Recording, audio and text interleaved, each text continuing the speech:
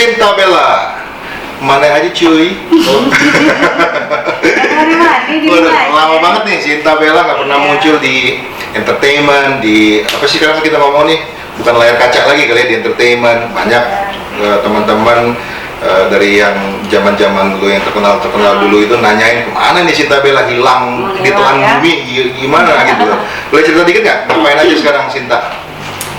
Iya, aku sebenarnya nggak menghilang sih, masih juga ada tampil-tampil, cuma nggak sesering dulu gitu. Jadi pilih-pilih lah, konsentrasi lebih ke keluarga, ya kan, kan keluarga gitu loh. Apalagi aku juga kan udah sendiri, jadi ya lebih konsentrasi untuk masa depan anak lah, gitu. Dan juga bisnis ya. Gitu. Nah kemarin kan terakhir nih kalau misalnya highlightnya Sinta Bella ini kan muncul dengan highlight perceraian Sinta Bella, itu kan itu yang terakhir kan? Gitu. Itu mungkin kita topik kali ini kita nggak usah bahas masalah perceraian karena memang kan udah berjalan cukup lama kan? Udah lewat, udah basi. Dan waktulah yang menjawab, waktulah yang menyembuhkan dulu kan so far ya. Iya. Nah sekarang gini nih, banyak sekarang ini kan kalau kita lihat anak-anak zaman sekarang nih pengen menjadi artis gitu, karena memang kan kalau di dalam benak seseorang nih sekarang ini ditanamin bahwa hidup ini the purpose of life sekarang ini adalah gimana sih menjadi orang kaya, karena reviewnya gitu loh, menjadi orang kaya dan menjadi orang yang terkenal gitu. Nah makanya ada lu nih, kita pengen cerita nih, coba bisa memberikan juga inspirasi nih ke teman-teman yang lagi social climber, pengen menjadi instant artis dan menjadi orang yang terkenal. Mungkin lu boleh ceritain nggak tak, gimana sih pengalaman menjadi artis tuh sebenarnya, enak, nggak enak, atau gimana gitu loh, please. Jadi artis ada enak, ada nggak enaknya sih. Enaknya banyak endorse, ya. Nggak enaknya ya banyak hal. Yang paling pertama dimana kita harus tetap manage penampilan ya. Harus tetap cantik gitu kan. Iya. Perawatan yang mahal, bag yang branded gitu kan, baju yang branded gitu kan. Ada satu beban untuk hal itu gitu kan, karena nggak semua yang namanya artis itu kan harus punya nama, ya kan. Nggak semua artis itu harus banyak order gitu kan. Jadi untuk menjaga gimana mereka supaya bisa tetap eksis, tampil, mereka juga kan harus bermodal diri gitu loh. Nah bermodal diri itu kan masing-masing individu kan beda-beda, ya kan. Maksud lu, gue potong dikit nih, maksud lu untuk menjadi artis itu berarti lu sudah harus menjadi image yang harus disukain oleh semua orang. Berarti dari lu ngomong tadi kan lu harus menjadi lebih cantik, perawatan. Nah sebenarnya dalam diri lu sendiri, apakah lu memang orang yang ekstrovert, bahwa memang berarti this is your life, ataukah memang lu sendiri lu memang karena keartisan lu merubah itu gitu loh? Iya sebenarnya enggak juga sih gitu. Kalau buat gue sendiri gitu ya, ya sebagai wanita, istilahnya kan ya kalau perawatan sih pasti semua perempuan juga pasti kan pengen merawat diri gitu kan. Cuman ekstranya itu loh, ekstranya itu yang istilahnya kita harus benar-benar punya ekstra sendiri untuk penampilan kita sebagai artis misalnya gitu kan. Kalau misalnya kita orang-orang biasa aja kan, nah perawatan diri untuk siapa, untuk suami paling ya biasa-biasa aja. Tapi kalau untuk jadi artis berarti kita harus punya dana sendiri, terus untuk punya disisihkan untuk penampilan sendiri, ya kan, lebih berat gitu kan, kayak gitu. Nah kalau misalnya untuk anak-anak muda sekarang yang kebanyakan pengen eksis itu sebenarnya sih nggak jadi masalah. Yang penting mereka itu jangan sampai terobsesi untuk terkenal dengan berbagai cara gitu kan. Kalau misalnya mereka punya kelebihan, mereka punya talenta, mereka boleh eksis, mengekspos diri, cuman dengan cara-cara yang istilahnya sesuai dengan bakat dan talent masing-masing, ya kan. Nah kalau misalnya mengenai pengen dia maksudnya lebih tadi kayak apa lebih eksis lebih cepat, dalam arti kan sekarang ini media kan sudah lebih mendukung instan. instan, karena kan sekarang kalau kayak zaman dulu nih, kalau kita balik kan semuanya harus medianya TV ya, media cetak. Nah sekarang ini semua sudah mensupport anak-anak sekarang ini dengan media macam-macam, adanya Instagram, adanya YouTube, so everybody can be famous gitu loh, dalam lebih kreatif sih sebenarnya gitu loh. Nah, lebih kreatif. Nah, mungkin kalau gue lihat perjuangannya nih, kalau misalnya kayak zaman dulu kan benar-benar untuk menjadi artis itu kan harus mempunyai satu tahapan-tahapan yang nggak gampang gitu kan. Misalnya kayak sekarang, misalnya kalau naik tangganya itu, kalau kayak sekarang dibandingin dengan zaman sekarang, gue rasa mungkin perjuangannya akan lebih berat dibanding dengan zaman sekarang, benar nggak? Kira-kira kurang lebih begitu. Iya betul. Cuman kalau untuk persaingan itu memang nggak zaman dulu, nggak zaman sekarang. Persaingan itu tetap masih ada, ya kan. Cuman sekarang kan memang lebih didukung ya, untuk apa ya, untuk media, medsos gitu kan lebih didukung gitu. Kalau dulu kan enggak. Jadi everybody race gitu untuk masing-masing untuk bisa terkenal gimana caranya gitu kan. Cuman ya itu balik lagi ke individu masing-masing gitu.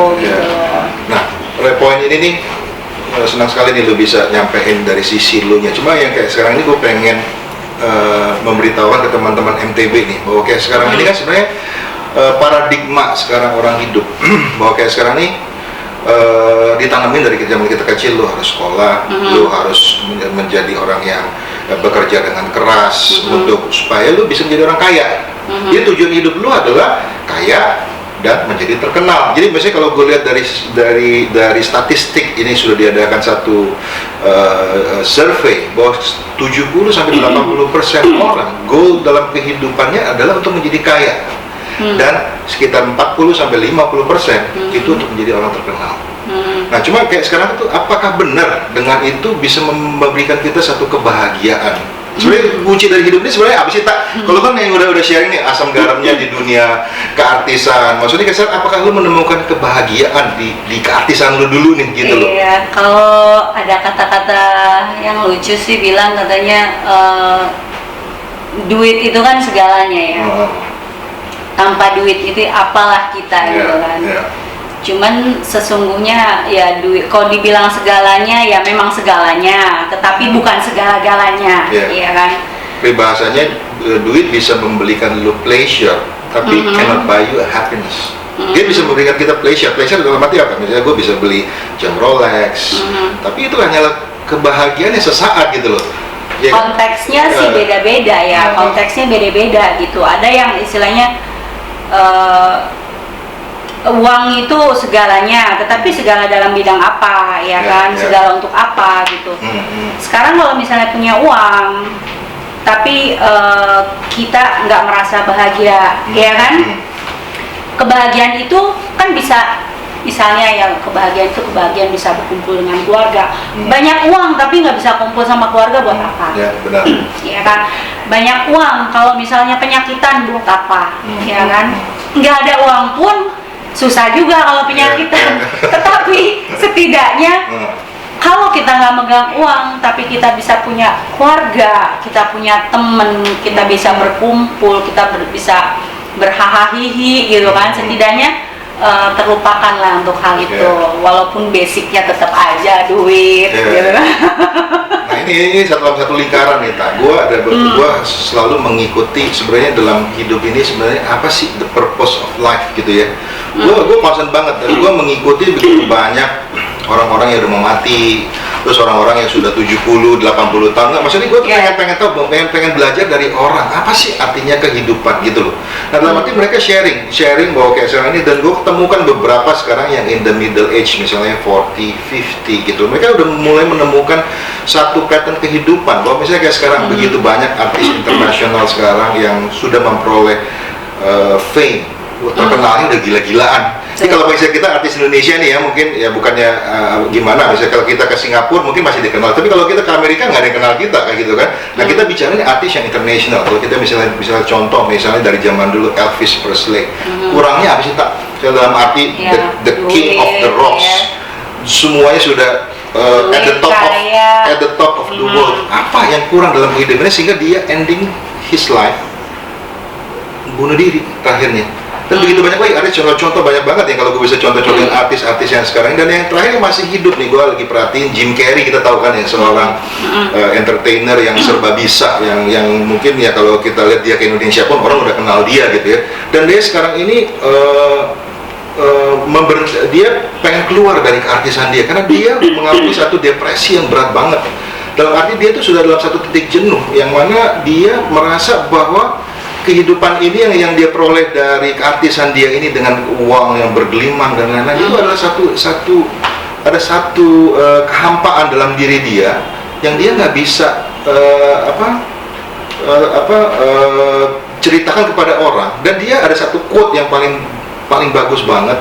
Dia pengen semua orang menjadi kaya secepat-cepatnya dan menjadi terkenal secepat-cepatnya sehingga dia bisa membuktikan bahwa I'm not wrong. Jadi bukan dia sendiri yang salah bahwa kondisi sekarang ini dia pengen mencari teman nih. Dan dia dalam quote dia itu, dan gue wah gila, gue lihat begitu untuk artis sekalibernya dia bisa ngomong seperti itu. Dan dia mendoakan semua orang supaya terkenal secepat-cepatnya, sekayanya secepat-cepatnya kaya. Dan lu pada posisi yang sama ke gue dan lu menyatakan yang sama. Siapa sih yang nggak mau kaya? Siapa sih yang nggak mau terkenal? Ya kan, semua orang pasti mau kaya dan mau terkenal. Cuman itu juga bukan segala-galanya gitu. Yang udah terkenal, yang udah kaya, tapi merasa ada kekurangan, ya kan? Manusia itu kan nggak pernah ada puas. Punya uang 1M pengen 2M, 2M pengen 3M, 3M pengen kalau bisa triliun gitu kan. Jadi memang nggak ada puasnya, selalu gitu. Inner peace-nya ya nggak ada. Betul, intinya adalah faith ya, faith ya, iman dan keyakinan gitu loh. Dan juga karena apa? Biar bagaimanapun kepuasan hidup, kepuasan itu bisa didapat dengan keyakinan kita sama yang di atas, gitu ya. Yang di atas ya. Dengan Tuhan yang Maha Esa ya, gitu.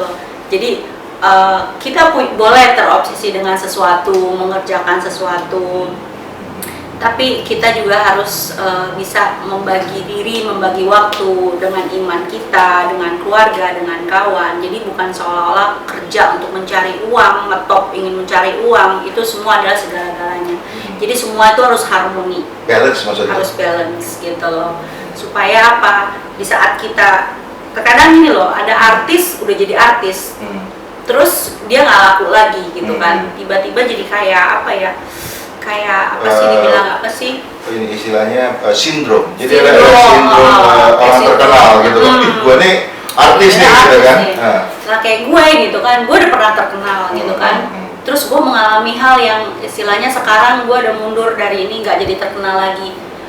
Kayak gue sih gue nikmatin gitu loh, mulai dari kehidupan gue, mulai dari bawah sampai naik, sampai turun, sampai ngegabruk, ketimpa tangga gitu kan, keguyur air gitu, itu gue nikmatin semua. Bahkan sampai ada yang acung jempol gitu, gila gitu kan, kok bisa sih melewati hal itu tanpa depresi gitu kan, tanpa melakukan hal-hal yang di luar akal sehat, ya pelarian-pelarian ke sini ke situ apa segala macam. Tapi di situ malah saya tuh berjuang gitu loh, berjuang bahwa saya pasti bisa kan. Karena kesuksesan itu bukan hanya kesuksesan untuk menjadi terkenal. Kesuksesan itu ada di mana kita bisa menjadikan diri kita ini menghasilkan satu hal yang berarti buat orang yang kita cintai gitu loh. Itu adalah satu hal yang paling penting gitu. Nah ini mahal banget nih Tak. Waduh, ini pelajaran yang mahal banget kalau bisa gue flashback ke diri gue nih yang sekarang nih ya. Gue selama ini nih, gue satu pribadi yang chasing tadi, salah satu victim juga bahwa hidup ini goalnya gue mau berduit. Ya, gimana supaya happy, gue mencari duit. Jadi kayak sekarang ini gue udah ke doktrin setiap hari dalam hidup gue dari kecil sampai sekarang. Jadi kayak sekarang ini kalau gue nih orangnya tipikal yang kalau gue di dalam satu komunitas, kalau nggak ada duitnya, gue tuh males gitu loh ngomong gitu ya. Jadi kayak sekarang ini datang harus ada duit gitu. Gue harus menjadi seseorang yang lain. Mungkin sama kayak artis, saya gue nggak tahu karena gue nggak pernah jadi artis gitu kan. Jadi kayak sekarang ini gue harus to be someone else. Ya misalnya kayak sekarang, misalnya gue coba pitching satu presentation dan lain-lain, itu tuh gue capek banget gitu loh. Dan at the end, pada saat gue sampai ke rumah, energi gue tuh udah habis. Dan ini satu yang mahal banget gitu loh. Kayak sekarang ini ke anak-anak gue ini sekarang tuh mungkin dia bisa mendapatkan semua materi dari gue so far. Jadi gue memanjakan mereka dengan duit. Tapi ada satu yang missing gitu. Anak gue tuh bilang ke gue, ini mahal banget. Dad, I don't know you gitu loh. Jadi dia sekarang tuh ngomong ke gue begitu. Ini kayak satu tamparan banget bagi gue. Kayak sekarang ini anak gue udah sekarang teenage, udah lewat, satu udah 20 tahun, yang satu lagi ke 18 tahun. Jadi yang gue cari selama ini, maksudnya kayak sekarang ini yang dia mau apa, misalnya kayak sekarang ini waktu dia kecil, komputer apa yang termahal, gue udah sediain bagi dia. Terus misalnya kayak sekarang ini dia sekarang kuliah, dia ini gue sediain apartemen, tapi bukan itu yang dicari dari anak-anak gue.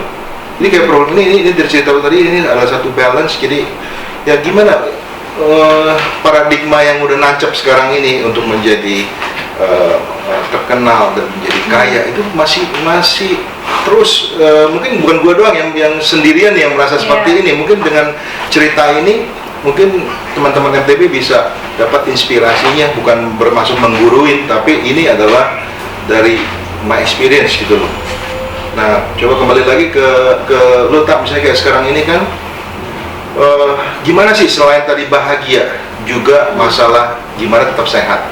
Jadi sebenarnya jiwa, di dalam jiwa yang sehat terdapat tubuh yang sehat gitu. Jadi banyak orang sekarang, gua ada yang survei nih, ada survei orang-orang yang berumur panjang, ada yang bisa sampai 100 tahun, ada yang 110 tahun, dan itu udah dari research dan gue baca gitu ya.